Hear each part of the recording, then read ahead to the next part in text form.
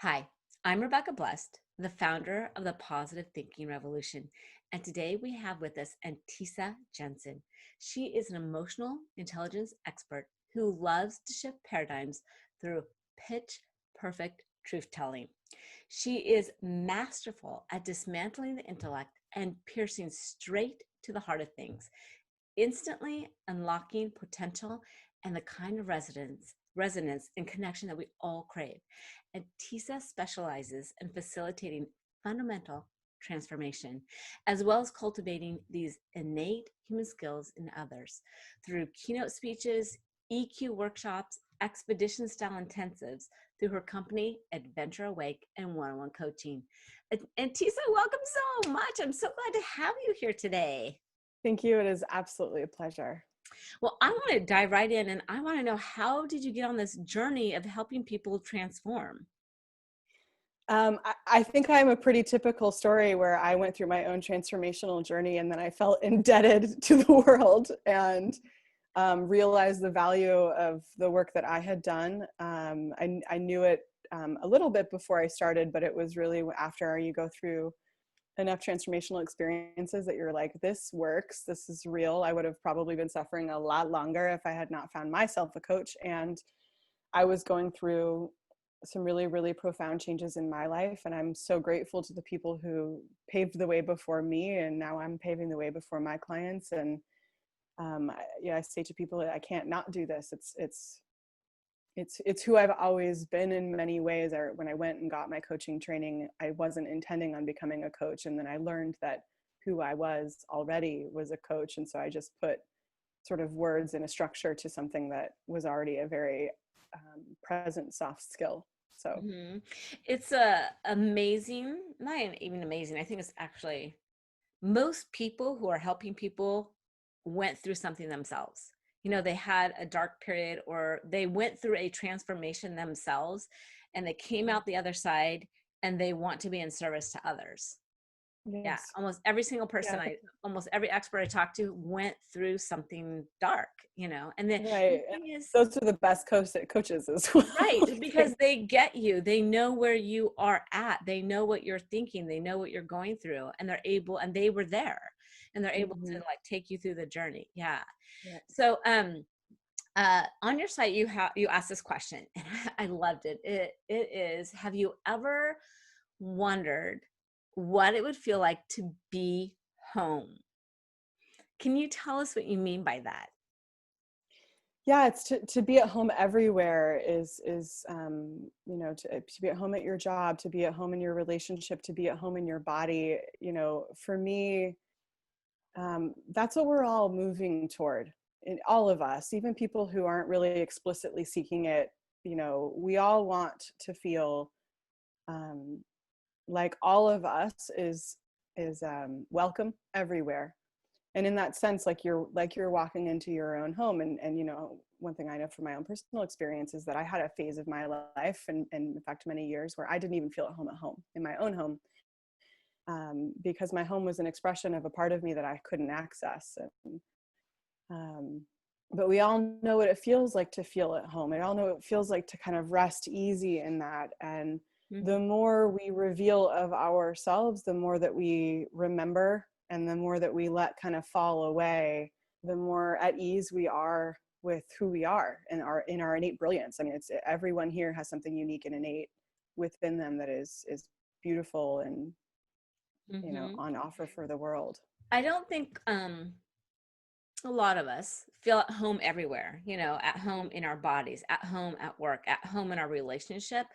Definitely not. Yeah, right. So what can people do to step towards that? I know it has to be a huge process of transformation. I mean, it's not just like, oh yeah, you do this one thing and now you're at home.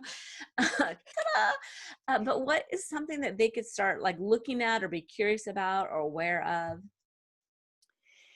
Yeah, that's a huge question. Sorry, I threw that in You there. define my entire company. But I guess the simplest place to start. I like to break it down into you have to know where you are in order to know where you're going. And that's for me self-awareness. Awareness is essential. And like I worked in finance for 12 years, and I also had to say this to the finance people. Like, we can't just dream up a really beautiful new financial structure or whatever without knowing where we are, because we need to be able to bridge the gap. And in that sense, self-awareness is really, really powerful. And it's simple, but you have to be willing to look at places that you might not know to look, start to discover not who you are, but how you show up, so that you can see what's not you. And at the same time, that in that other level of self-awareness, and we can talk about this in a different context a little bit later, but like, knowing who you are and allowing that to come through as well. And we have, all of us have these glimmers of just absolute brilliance in our lives where we felt really good. And it may not be the majority of the time. It might be 1% of the time, but it snags our attention because there's some truth in there. And maybe we're like, did someone else see that? Is it real? Maybe it's not real. Maybe I just imagined it. And then we dismiss that part of ourselves and we negate it. And the key, first and foremost, is to stop negating the parts of you that you think were just imagined. Like, maybe you aren't so great at this thing. Actually, you probably are. And all you need to do is to believe it. And this is the value of having a coach, is that usually a good coach, and the industry is very varied, but the good coach is going to reflect who you are at your innate level and your essence back to you, so that you have enough of a feedback loop to remember, so that you allow more and more of that part of yourself to come forward. And then you start gathering all the parts of yourself that you pushed away. Mm-hmm. And in that sense, that's kind of how it works. Mm-hmm. I mean, it's really about being thorough, and it's about looking everywhere and really questioning every single assumption you've made about yourself and about the world along the Mm-hmm. way. That's one of the things I teach. Like, the first step to anything is awareness. You have to be aware, or if you want to use the word curious, Mm. about, because if you don't know where you're at, you can't get anywhere. Like, you have to know where you're starting so that you can get to where it is you want to go, right? And then, like you said, like, uncovering, it's not changing, it's uncovering the parts of you, right, that are at home, that that when you're in that flow, right, versus glossing over it, because we do, right, positive things, or satisfaction, we just gloss over and we move on with our life, doing we do a lot of doing and not being, Yeah. right? And so People are unlearning that right now with the coronavirus. They're learning mhm, unlearning the doing. It's yeah, great. you can't, there's not a lot of doing right now, there's like No. just being, right? And then, so kind of what you talked about is you said, so not believing those things about yourself, like, and you did a TED talk on limiting beliefs, right? Mm-hmm. And Yeah. and I'd like to hear, like talk a little bit about that, like, what is a limiting belief, and like, where do they come from? This is so good, because I did a TEDx workshop. It's not the Uh-huh. same as a talk. A talk has an 18-minute time limit, and it goes through a whole process. And I did a workshop with TEDx Copenhagen, and so we had 2 hours, which was awesome. So it Ooh. was like an audience of 150 people, and we just dove into exactly where do limiting beliefs come Mhm. from. And they come from all over the place. They come from society. That's, there's really common limiting beliefs. The American dream is a belief system. So we looked at what are belief systems that we have with us. And there's always a positive and a negative to everything. And the American dream has negative aspects to it, which I think most Americans who expatriate learn eventually. Like, we learn the set of shadow elements of who we are. They come from our food. They come from our genealogy. They come from our family. They come from our trauma. They come from if we had trauma, explicit trauma in our life, or implicit trauma. And in fact, implicit trauma is even harder to grab at, because you don't necessarily know that you've created belief systems around the way that you were raised, because maybe it wasn't particularly traumatic and you feel like you had a good family and everything was well. And maybe you learned something about yourself that wasn't true because of the way that your parents were.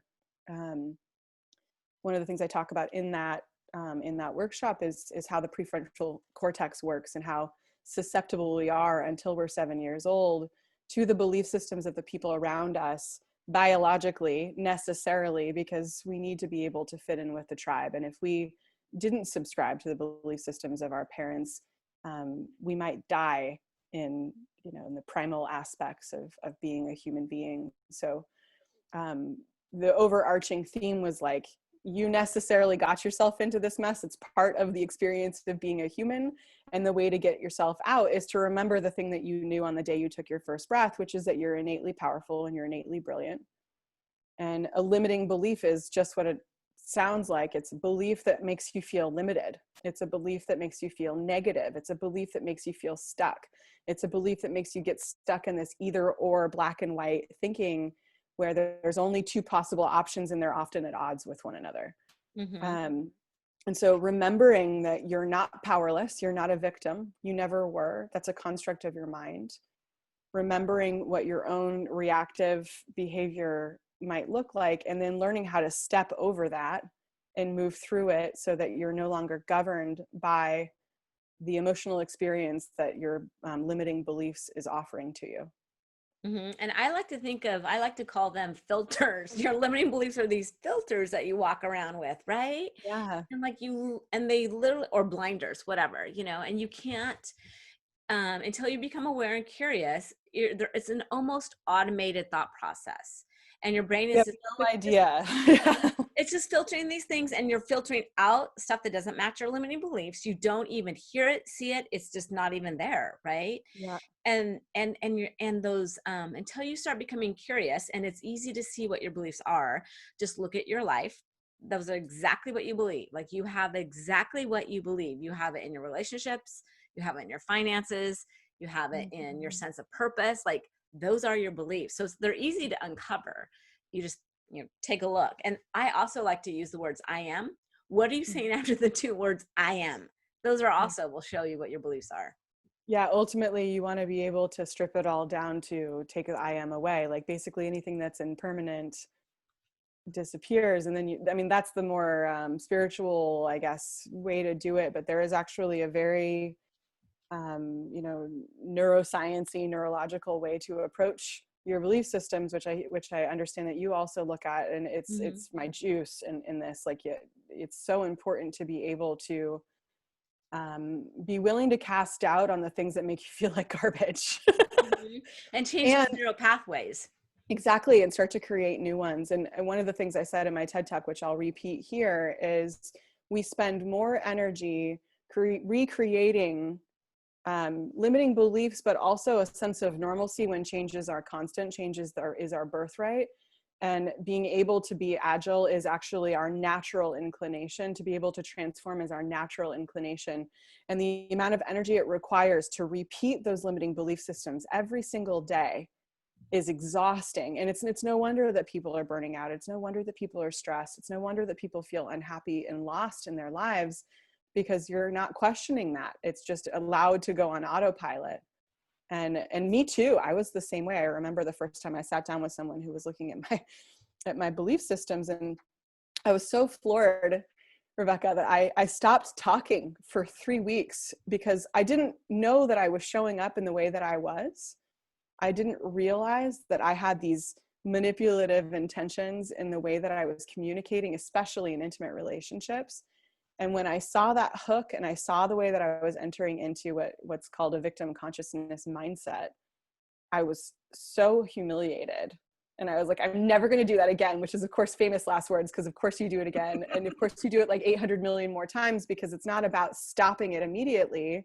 It's about becoming aware, like we were saying earlier, that it's occurring so that you give yourself an alternative outcome. Mm-hmm. Mm-hmm. And creating those new neural pathways, Yeah. because those pathways they're like highways in your brain, and they're Yeah. easy just to you have to create new ones and start using those, Right. right? And then it's so interesting that you talked about a victim consciousness. A Mm. lot of us have that, and we don't know it. We feel like, I'm a powerful, strong, whatever woman, right? Hear me roar, or man, right? But we play these victim.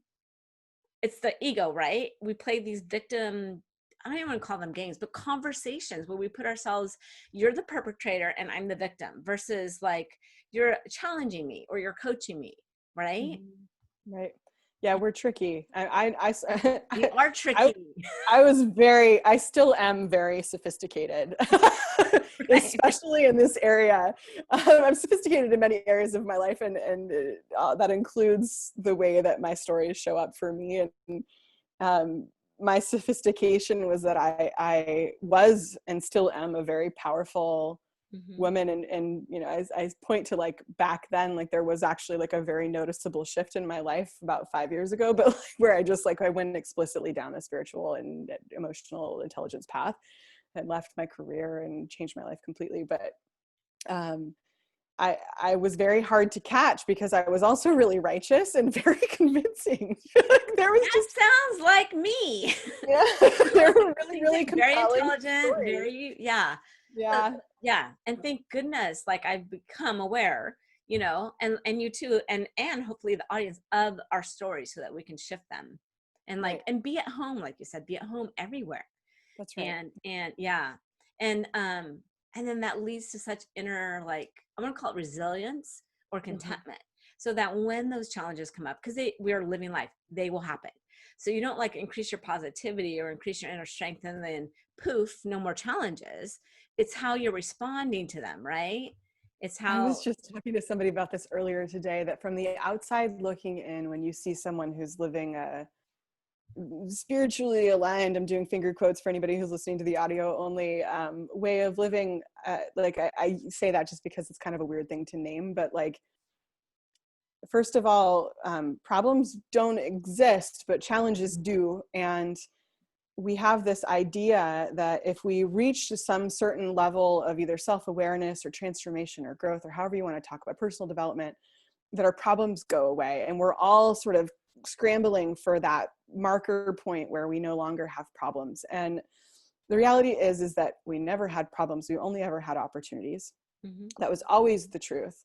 And like you just said, it is your mindset that has a problem feel like an opportunity or like a challenge, but allows you to embrace it with grace, or to confront it with grace, or to show up in a way that is both tender and mighty. Like you're empowered and you're also soft. And uh, Brene Brown says, I think, strong back, soft front, or something to that effect. It's like, have your spine intact and also be vulnerable and be humble and be willing to recognize that you might have made a mistake, or that you might have hurt someone's feelings, or like those sorts of things. But it's what makes something feel like a huge problem is because we tell ourselves it's not solvable, and we get defeated. And mm-hmm, the defeat is a victim mindset. It's something that we create in our thought process. It's not actually true. mm-hmm. We're never Yeah, and then we'll defeated. go We're on never and on about that story in our head, right. right? And we attach more That's stories to the usually an problem. indicator that you're in a victim story, is the hamster wheel of Yeah, like strategic thinking. How do I get myself out of yeah. this thing Like some, happens? yeah. So talk about, because this is, we're talking about like emotional intelligence, like how, I mean, you walk, basically that's what you're doing. You're increasing your emotional intelligence, right? Yeah. Yes. And I call it positive thinking. Some people call it happiness. To me, happiness actually is a chemical reaction. Positive, Right. mindset is more of a well-being, like emotional intelligence. So like, can you talk a little bit about emotional intelligence and like, the pathways to becoming more emotionally intelligent? So, I mean, emotional intelligence at our core is the awareness and the communication skills around empathy and compassion, which are heart-centric experiences. It's the language of the heart. It's the language of the body in some level, but there's also somatic intelligence, which has its own nuance. Like there's being physically aware of your environment, is the same as being emotionally aware. And then there's the whole empath wagon, where people who can feel other people's emotions. But to be emotionally intelligent is not the same thing as to be an empath. Being an empath just means that you can feel everything on an emotional level, both your own material and other people's, and sometimes you conflate the two. Being an emotionally intelligent person means you have discernment about what's yours versus what someone else's, and you have the backbone and the strength and resilience, and to be able to be in an environment where you can actually communicate and navigate around the fact that we're all emotionally driven beings. And that comes in many, many layers. And one of the reasons why I love emotional intelligence is because the goal isn't just to be happy all the time. It's like you said, happiness is a chemical. It's something that's, like It goes up like and down. oxytocin, like it goes up and down. It's a fleeting feeling. It's not a state of being. And, I like to say you can be joyful, but you can also in your joy be experiencing enormous amounts of grief. So emotional intelligence is the literacy, quite specifically the literacy of your emotional landscape, which is way more than sad, glad, mad, fearful, whatever. Like it's the nuance of emotion. But one of the things where we get really, really confused, and this is the part where I really, maybe we could just in this conversation, we could just clean this up for the whole planet. It would just make me so happy. Okay, let's do it. We're going to just do it is Clean that the there's, whole thing up, the whole planet. Just listen to it. and no one will ever be confounded by this ever again, is that there's a difference between, I'm really into the nervous system. That's like my jam. I love the parasympathetic nervous system. If I were to pick a preference, it would be the parasympathetic nervous system because it calms us down, fills us out. And the people I work with and the world that I live within is the sympathetic dominant. Fight or flight. Step up, fight, flight, freeze, disassociate. Amygdala perceives threat, tells the sympathetic nervous system going haywire. We're stressed, we're overloaded, we're depressed, we're anxious. And in that state, there are true feelings. There are true feelings that come up when we're in what's called a reactive state. We're in it, where our nervous system is activated. Our sympathetic nervous system is activated. That's not the same thing as an emotion. And there are some people who say, feelings become emotions when there's a story attached to them. I personally speak to it in a different way because we have interpreted reactive physical sensations, our heart's racing, Palms are sweaty. palms are sweating, as emotional experiences. And in a way they are. Like being angry is both a reactive experience and it's also an emotion. So there is some overlap here, which is why it's so confounding and confusing for people. But there's a difference when you're having a reactive feeling and you think you're being emotionally intelligent by telling people what your reactive feeling is, which often does not resolve it. Because the feeling is based on a limiting belief or a limiting story that we're telling ourselves. And usually it's a victim story. That's right. And so we end up because the reason why our system is activated in the first place is because we perceive threat, which means that we perceive ourselves to be victims. We think fight, flight, freeze, disassociate. I got to get out of here. I got to fight back. I got to paralyze myself and think my way out of it. And that's one whole spectrum. And that whole spectrum deserves to be honored, especially people who have had explicit trauma are going to have really high reactive responses to their environment. People who grew up with alcoholics, people who grew up with abuse, with narcissism, like they're going to have a heightened state there that needs attention. And it needs attention from professionals, in my opinion. And not because you're broken, but because your system, we're talking about neural pathways, your system has been wired to respond in a very specific way to a specific type of sensory input. And because we're adults by the time we realize any of this, usually we have made meaning out of it superficially. Right? You're nodding and smiling because I guess it's on my gig. Sometimes the meaning is so like something might happen that's so at the time you're a child, so you don't have the language, and something will happen. Let's say like you're walking in the cafeteria, you trip and you fall and your tray spills everywhere, right? And you get laughed at. Okay. So then you attach this meaning, and the meaning might not even be true. Like, I can't trust myself. I'm not trustworthy to be out in public because, and then you don't even know you did that. But now whenever you're in front of people, you like have this trigger or this reaction, and it's all tied to this thing that you don't even remember when you were a kid. Right.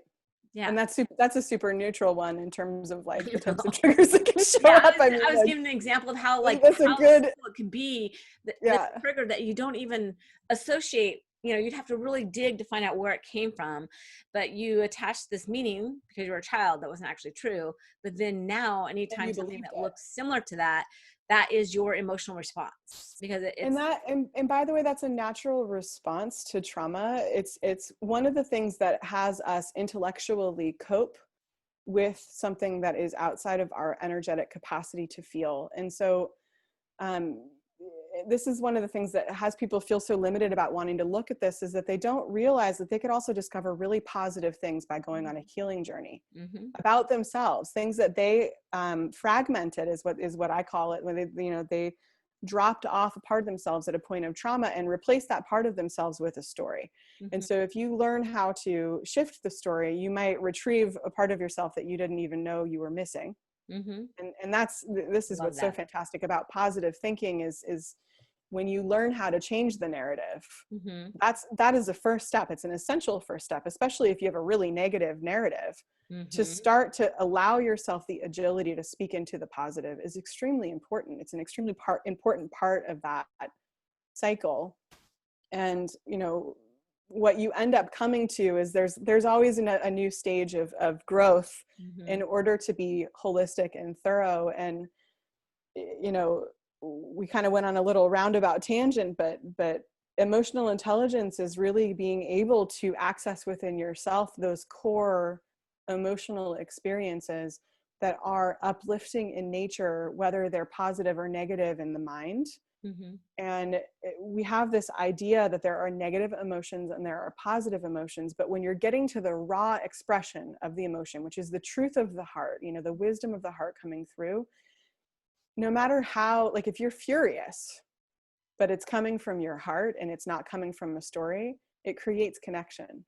It Mm-hmm. creates more beauty. It's like looking through the chrome filter, like it's just, it magnifies and amplifies what's gorgeous about the world and what makes us beautifully human. Mm-hmm. But if I'm super furious and I'm trying to tell you that you're wrong, it doesn't feel good. It doesn't contribute towards connection at all. You're going to be like, hang on, I didn't do anything. Like then you get into a fight of defenses Right.